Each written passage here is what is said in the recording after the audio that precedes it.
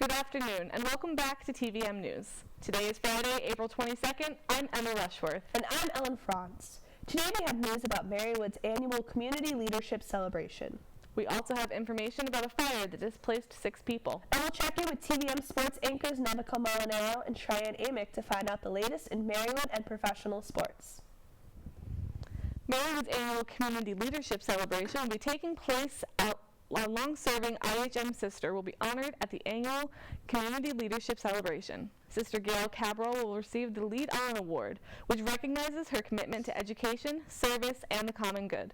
Sister Gail will be retiring after this semester, and her 52 years at Marywood have been marked by her dedication to the community, including her work in bringing the Military Family Institute to Marywood, as well as her work in the psychology department over the years. The Community Leadership Celebration will take place on Friday, May 5th at 5:30 p.m. in the Center for Athletics and Wellness. A new exhibit is on view at the Maslow Gallery in the Shield Center. The exhibit, titled Exploring Visual Language, is open from April 11th to June 6th. The exhibit focuses on how artists have used a visual language to express themselves, starting with early cave paintings until contemporary artists. TVM special correspondent Soren Swanson has the latest on a new version of bingo Marywood decided to try for the last bingo of the year. Here are some of the highlights from the Planko Bingo Night.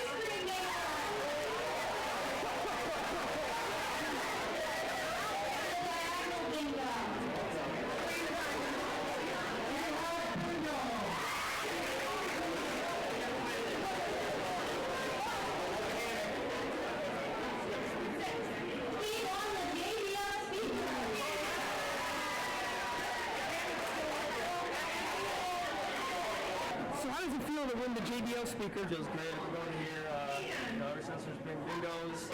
I've been like, for Candyland bingo, we were doing pretty good. We were getting real close, but never could get the victory. But, it feels really good today, get the victory, and we'll come back again. They always count the Pacers out, but today, that's right. Started something new. That's right. This is Soren Swanson for TVM News. Marywood is offering a Diversity, Equity, and Inclusion Certificate program. The program will be offered in 6 sessions to education, counseling, and social work majors. The goal of the certificate is to give participants a better foundation and knowledge base for allyship and action in promoting diversity, equity, and inclusion going forward. A crosstown esports showdown is set up for this weekend. Marywood-University will be competing with Lackawanna College in the Scranton Showdown tomorrow at 1 p.m. The esports teams will compete for the title in Overwatch, a 6-person team game. The competition is free and open to the public at the People's Security Bank Theater at Lackawanna College. The inaugural event aims to be the first of many crosstown gaming events between the schools. When we come back, we have news on a family tradition that has returned in Luzerne County. If you get COVID-19 and recover after a few days, that myth is false. We're only just beginning to understand the effects of COVID-19 on the human body. As we're starting to see more people identifying as long haulers who are having symptoms for weeks, if not months, after their initial infection.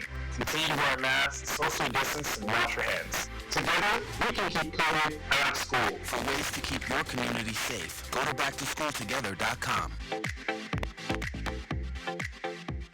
Hey Lolo, do tourists tell each other storylets? I'm sorry, I'm afraid I don't know that. Hi, what do we go find out?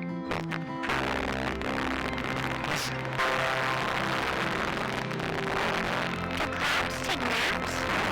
I couldn't tell you. Dad, do swans visit their friends?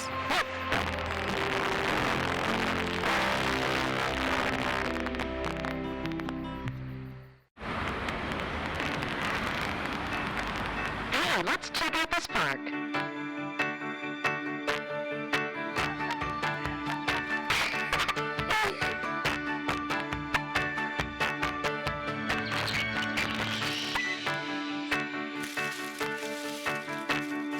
Oh, wow, that's really cool. To find a great local park or forest near you, go to discovertheforest.org. I don't think we're free in this country. For 100 years, you saw black people menaced and targeted and lynched and beaten and brutalized. I think we're burdened by this history. More people have to be willing to do that uncomfortable, inconvenient thing that justice requires for things to get better. Truth can inspire change. Learn more at EJI.org. 6 people have been displaced by a fire in Carbon County. Officials are investigating the fire that broke out around 1:30 in the afternoon on Monday along West Catawissa Street in Nesquahoning. The fire started at an apartment building before spreading to a home and another building, but no injuries were reported.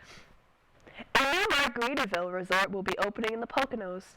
The resort, based off the music of Jimmy Buffett, will sit next to the Kalahari Resort and Convention Center. The plan is to start building the hotel in 2023 and be finished by 2024.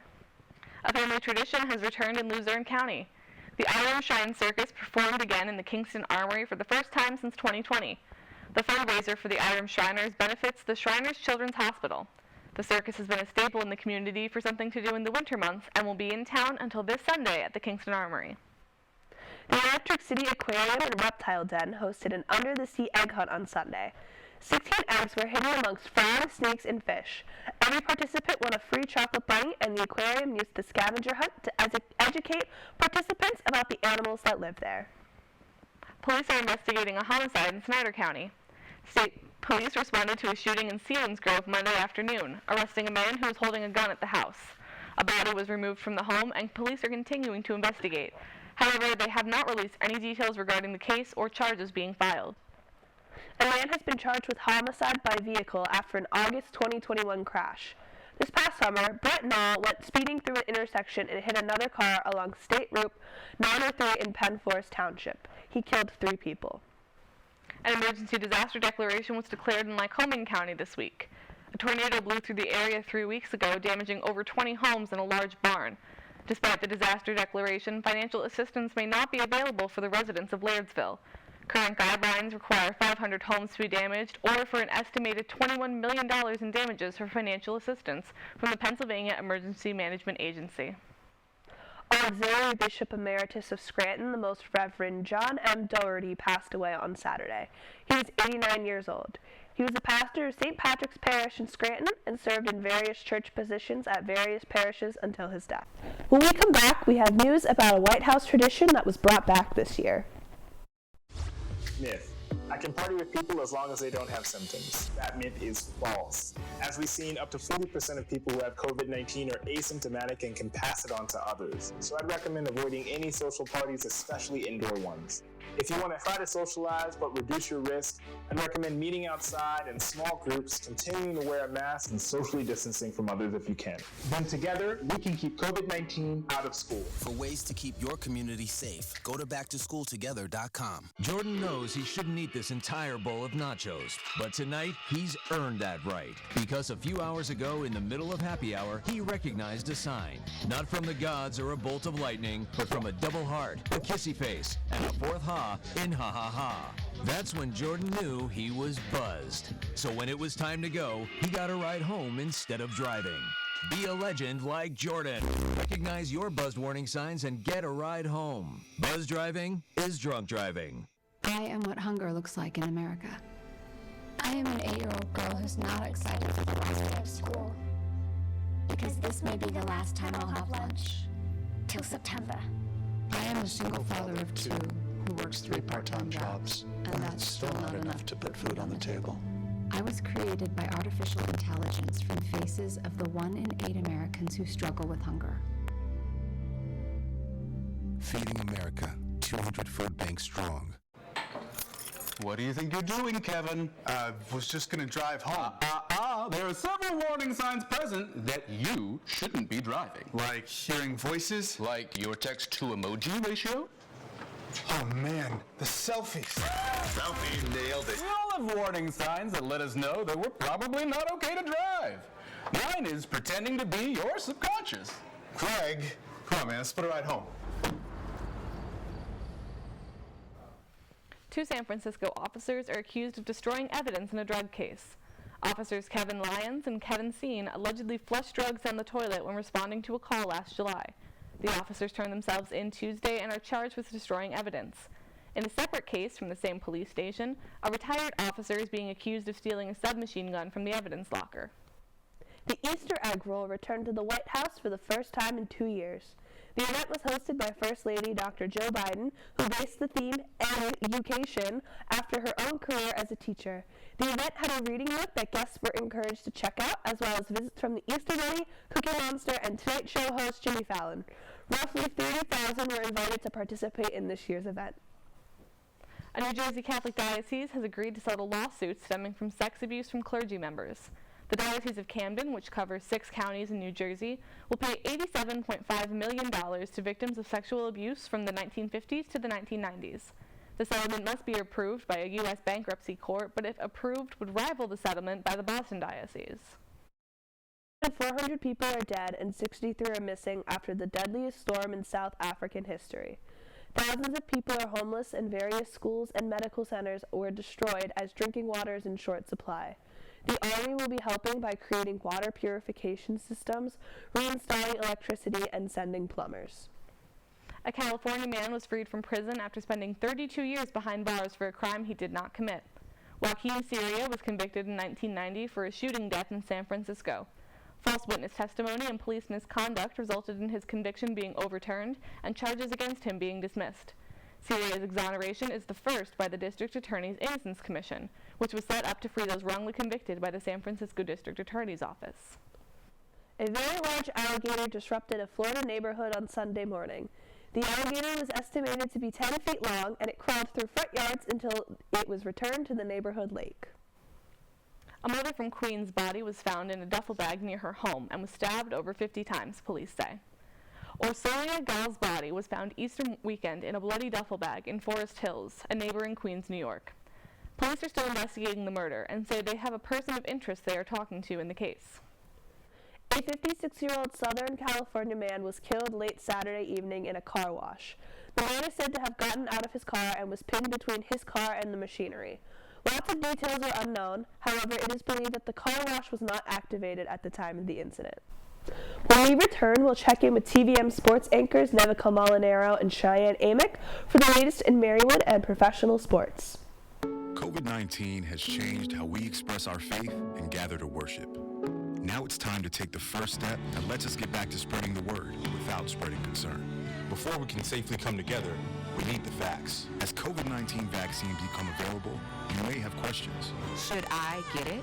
Is it safe? Should I wait? It's smart to question. Now, get the facts at getvaccineanswers.org so you can make an informed decision when vaccines are available to you. Hey world, I have a quick message. It's about safe driving. Alright, let's go. Anytime you're driving, have the seatbelt buckled tight. Both hands on the wheel and your phone out of sight. When not in your hand, trying to text somebody back. Because if you do, your car might get smacked. The moral of the story, just put your phone down. The people on the road will stay safe and sound. Put your phone down, put your phone down. People on the road will stay safe and sound. Yeah.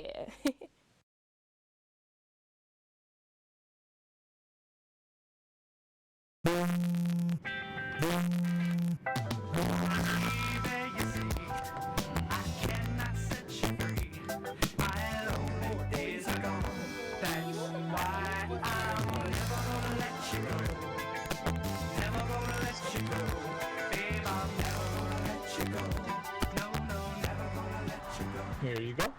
Thank you. Thank you.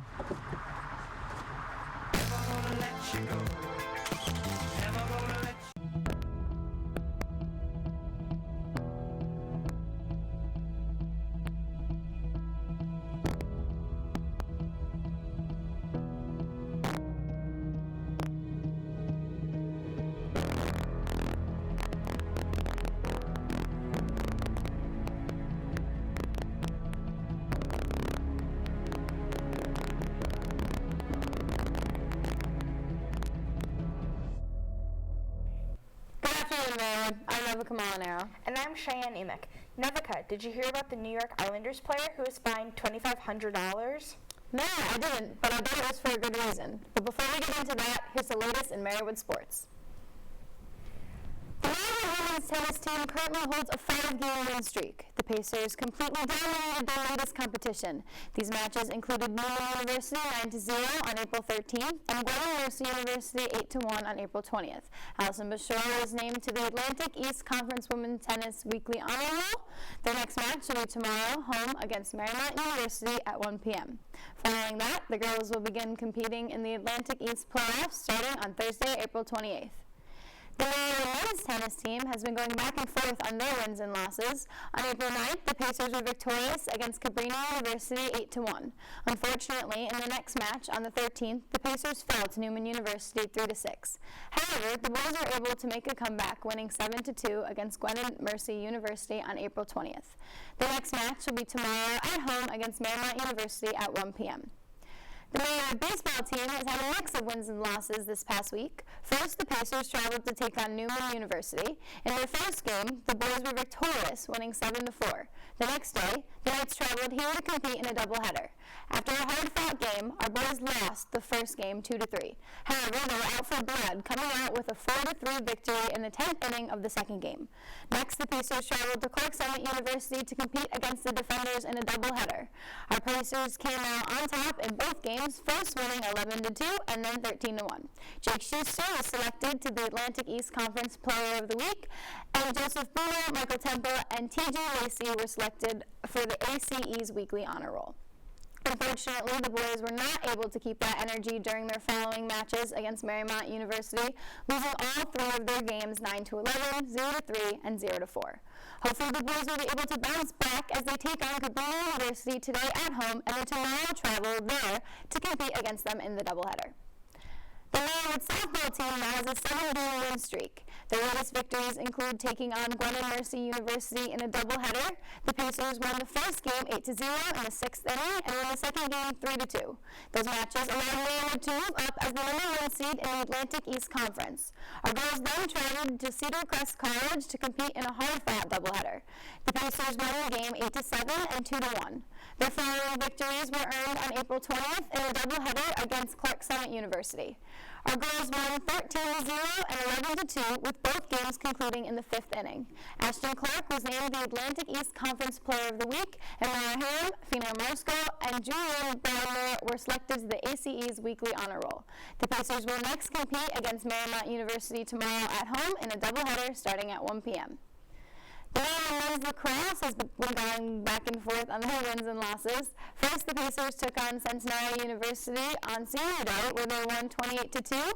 Next, the boys traveled to Cabrini University, where they unfortunately lost 5-20. However, the Pacers were able to bounce back this past Wednesday, winning against Gwynedd Mercy University 11-5. Dalton Marzo was named the Atlantic East Conference Offensive Player of the Week.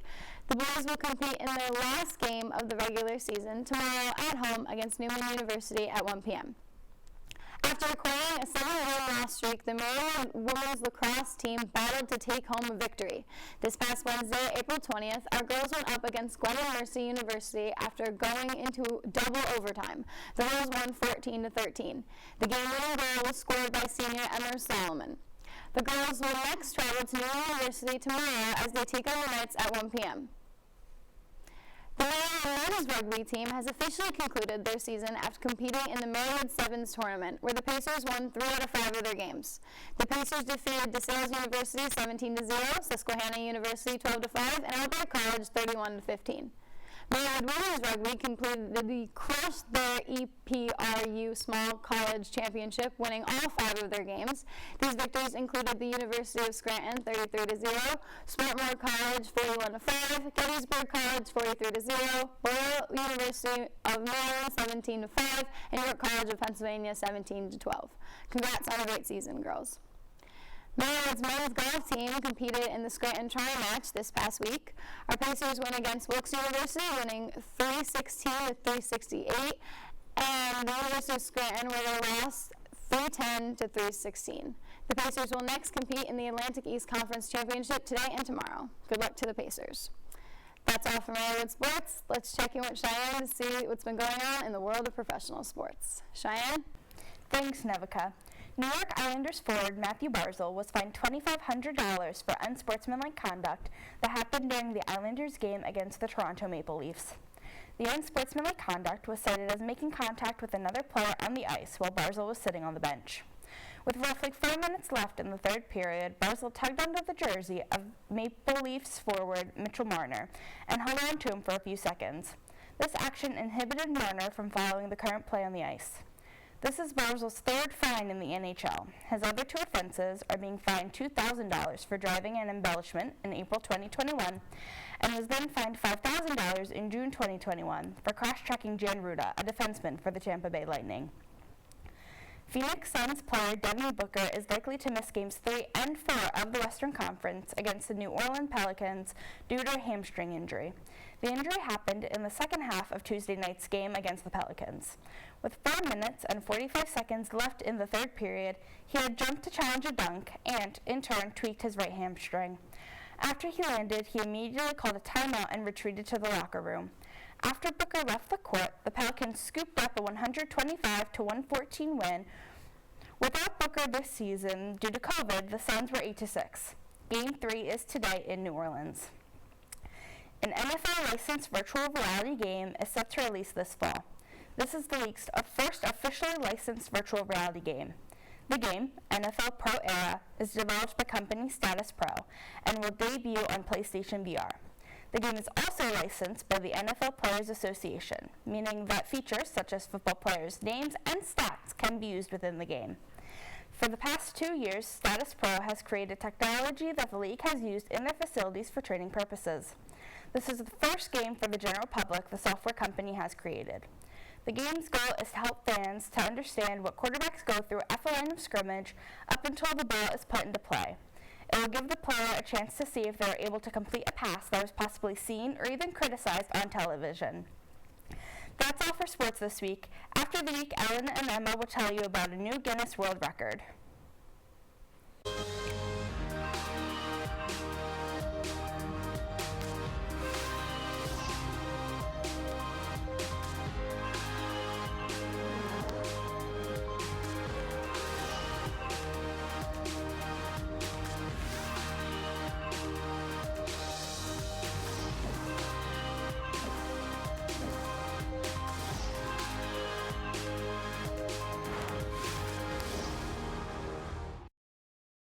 Oh, it's on.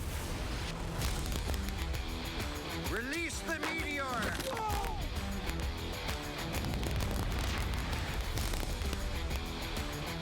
He's looking at you, kid.